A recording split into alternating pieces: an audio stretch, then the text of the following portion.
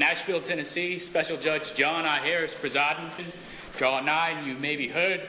God save the United States, the state of Tennessee, and this honorable court. I believe our first case is one of the disorderly conduct charges from the altercations on Fifth Avenue last Saturday. I represent these students. Bailiff, can you pass those warrants up here? If the warrants are not sufficient to charge for loitering, then they are sufficient to charge disorderly conduct. So you have nothing to charge them with. I motion for the charges to be dismissed.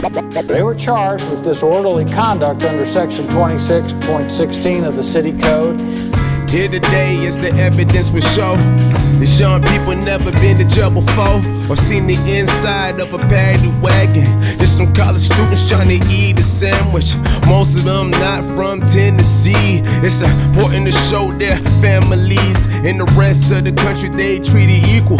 We're the regular judge elected by the people. I don't believe you've shown any grounds that would affect my ability to hear these cases.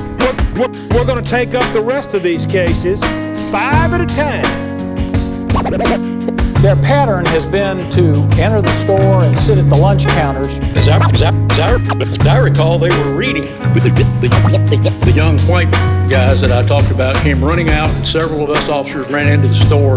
White men ran out of the building. We spoke to the store employees and confirmed that there had been a fight. I learned the facts of the case and I'm awestruck.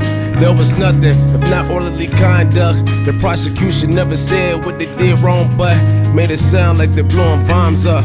These are the victims we added to the hardship, and it's so the intelligence of the smart kids who sent the message I endorse. But let me start with the description of the violation they were charged with. The children weren't obscene or unseemly. They just wanted the right to speak around freely, to associate with people like them, to know peace, and wanted some protection from the police. There were mad white men who came to break laws. Seems the true perpetrators weren't chased off. It's about the injustice of another man's murder and the implied threat of that, not a hamburger.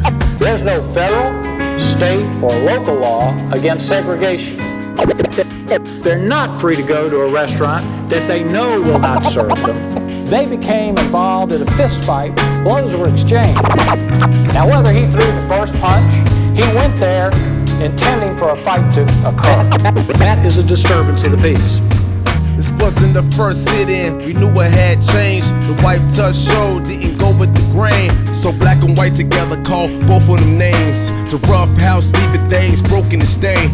The prosecution said that blows were exchanged. Who saw my clients throwing the blow? No one could say. It was the white kids blowing smoke in their face, cursing spat upon them, and it didn't go for the bait.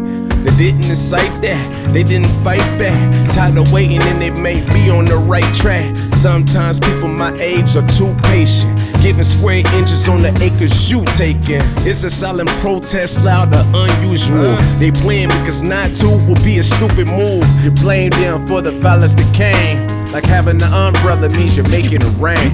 You claim that your clients didn't anticipate just such a melee as this one? When they trained for just such an incident, the testimony shows, for several months. The court has heard and considered the evidence and the arguments of counsel. Guilty. Sentenced to a fine of $50 and 30 days in the workhouse.